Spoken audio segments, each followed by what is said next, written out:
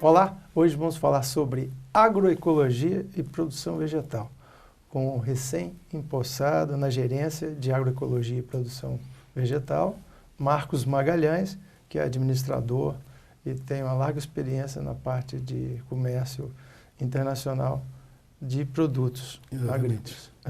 Albir, prazer estar aqui no seu programa. Realmente é bom deixar claro, né, a todos que estão nos assistindo que o Marcos Magalhães não caiu aqui de paraquedas, muito pelo contrário. Eu tenho 28 anos de estrada no âmbito do agronegócio capixaba.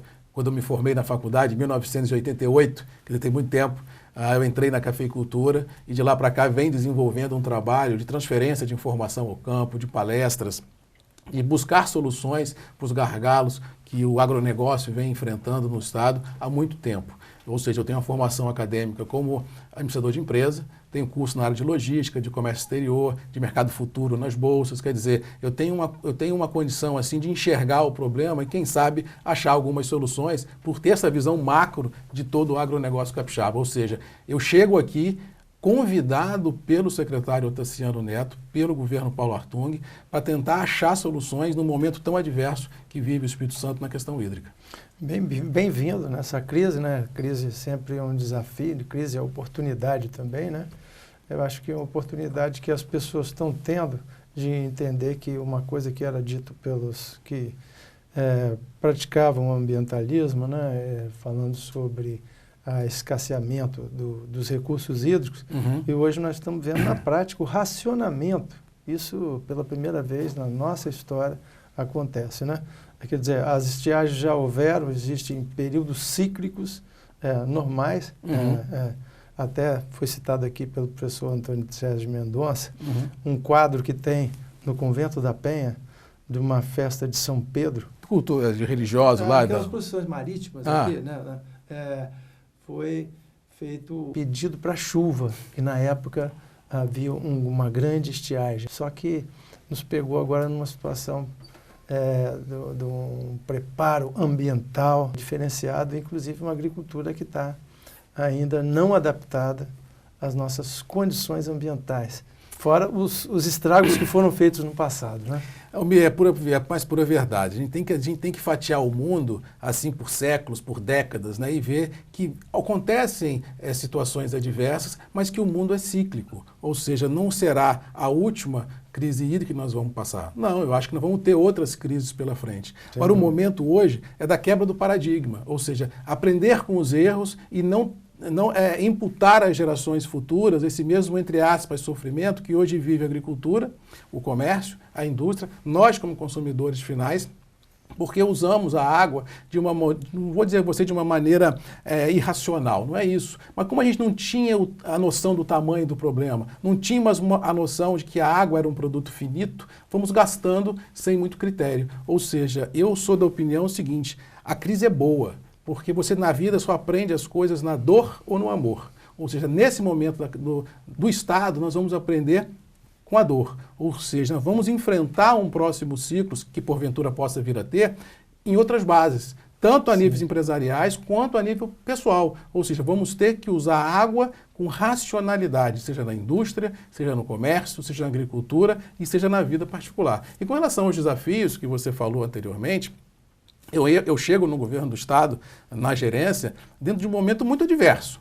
Mas eu acho que o desafio é que move as pessoas. Eu acho que o desafio é que faz surgir, não vou dizer você líderes, mas faz surgir opções de soluções. Ou seja, quando você assume uma gerência, assume uma empresa ou assume um casamento, quando você casa num momento de muita bonança, tudo é fácil. Agora, você aguentar um casamento na crise, aguentar uma empresa na crise, aguentar um Estado na crise, você tem que ser bom e saber o que está fazendo. Ou seja, eu tenho a convicção que a gente pode ter um Estado na questão hídrica melhor preparado daqui para frente, com as atitudes que o governo Paulo Artung, com as atitudes que o Otaciano tem feito, desde lançamento de barragens, essas coisas todas, e principalmente eu acho que a mensagem que fica para o governo do Estado, à população capixaba, é de que temos que repensar a maneira de usar a água. Temos que não usar a água, Almir, como um grande extrativismo. Ah, eu vou pegar por pegar. Não.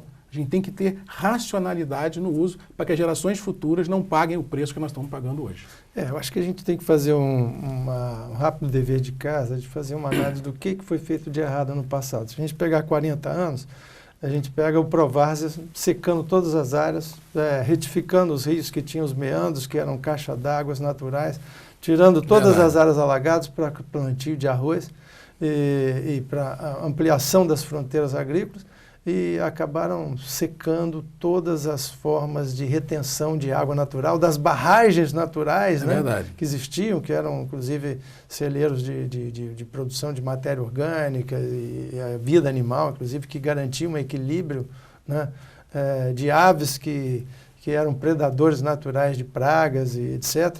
E foi mudando a agricultura de uma forma muito assim, ofensiva, né?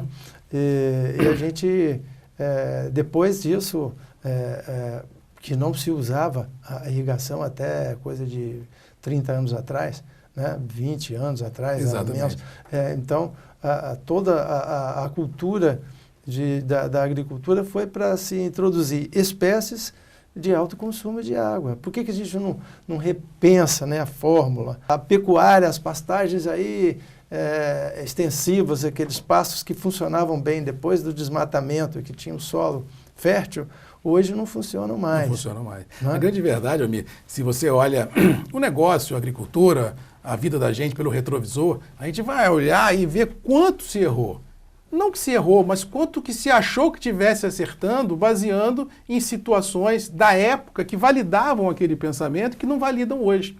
Então, se nós soubéssemos o que iria acontecer, a gente talvez não tivesse feito o que foi feito no passado. Mas sem assim, dúvida. Mas hoje a gente não pode... O que podemos fazer para o futuro? Exatamente. Né? Como hoje nós estamos sofrendo por atitudes tomadas no passado que nós achávamos que eram corretas e não foram, a gente tem que ter hoje a consciência de olhar para frente e entender, poxa, eu não posso continuar errando. Eu tenho que tomar atitudes que me levem a dar às gerações futuras uma garantia melhor de sobrevivência. Aí você fala na parte da irrigação.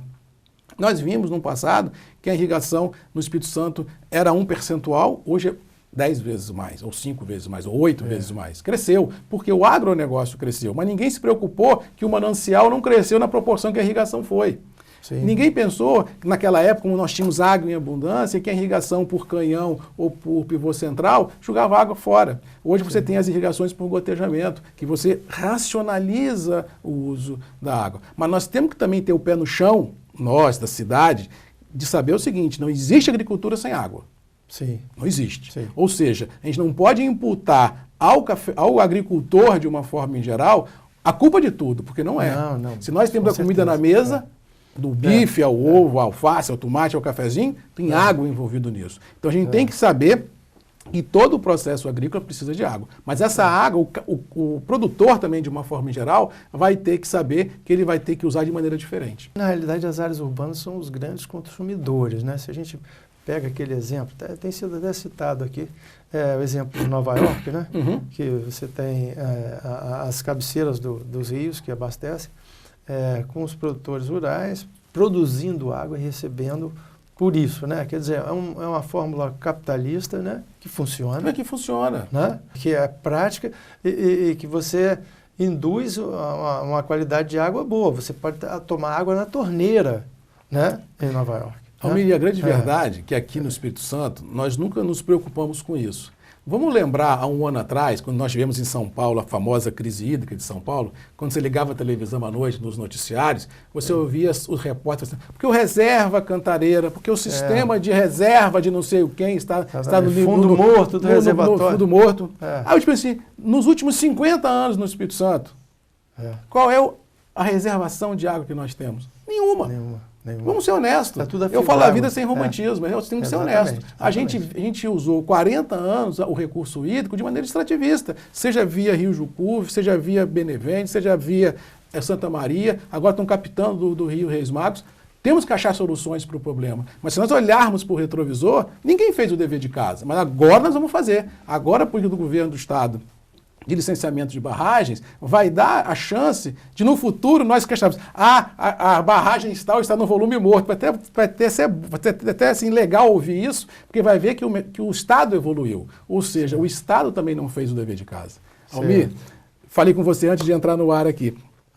Na semana passada eu estive na casa de papai, que foi secretário de Agricultura do Estado do Espírito Santo, em 1973, Osmar Magalhães, para quem não conhece ou não se lembra. Papai foi secretário, foi o cara que fundou a Incapera, hoje a antiga Cares, a antiga Emater. Aí mamãe ficou muito satisfeita com a minha ida para a SEAG, até chorou emocionada, aquelas coisas todas de família, né, de pai e mãe. Aí eu falei assim, meu filho, eu vou te mostrar os recortes de jornal do seu pai, quando ele foi secretário, e os desafios dele. Eu falei, poxa mãe, que legal, deixa eu ver a pasta. Aí ela me trouxe uma pasta desse tamanho, todos os recortes de jornais, que na época o papai foi secretário. Almir, eu fiquei assim de boca aberta. As manchetes do jornal de 1973 são as mesmas de 2016. Importação de milho de outros estados, crise hídrica, preço mínimo de garantia de café. Falei, gente, andamos 43 anos e não saímos do lugar.